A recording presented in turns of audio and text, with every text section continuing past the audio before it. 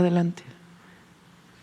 Estamos trabajando en 4 ejes frente a la emergencia por lluvias que se vivió en nuestro país.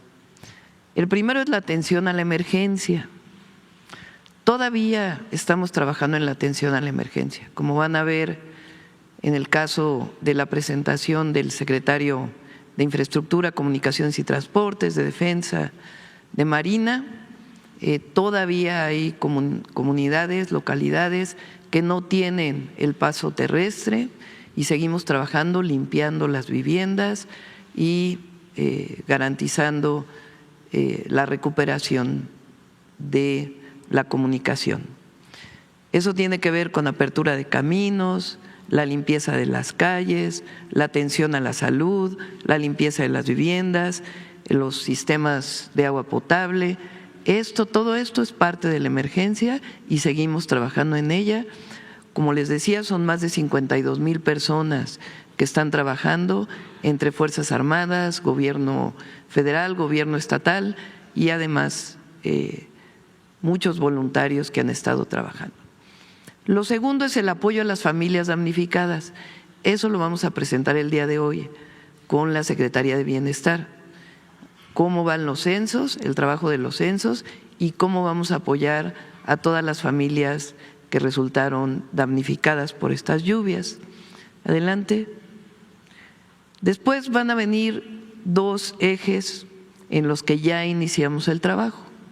El tercer eje es la reconstrucción, porque no solamente se trata de limpiar los caminos o tener acceso provisional a los puentes.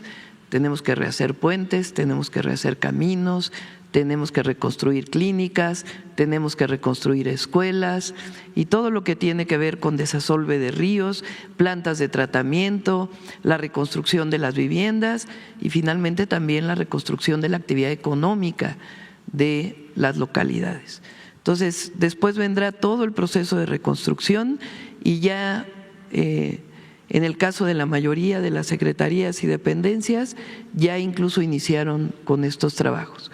Por ejemplo, en el caso de caminos ya se están haciendo proyectos ejecutivos o puentes para que, terminando la emergencia, inicie la etapa de reconstrucción. Y también estamos trabajando en el fortalecimiento del sistema de pronóstico, alertamiento y riesgo.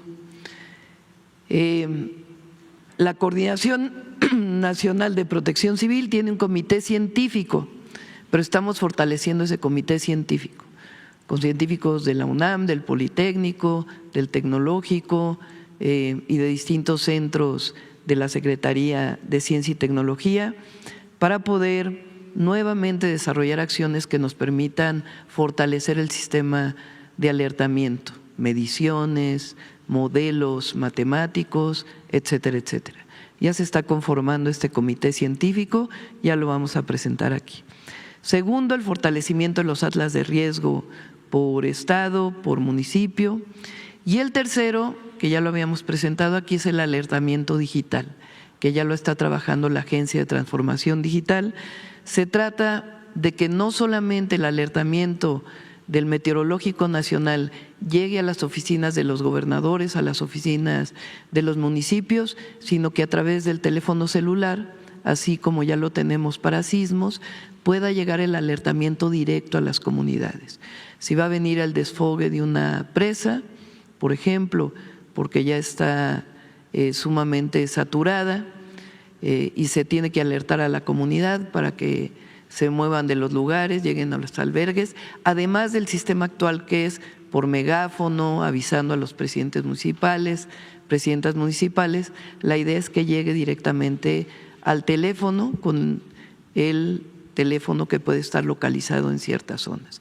Ya estamos trabajando en todas las áreas y poco a poco vamos a ir presentando estos 4 ejes de trabajo frente a la circunstancia que vivimos. Por lo pronto seguimos informando sobre la atención a emergencias y el día de hoy Ariadna ya informa cómo va a ser el apoyo a las comunidades. Entonces, si quieren, empezamos con Jesús.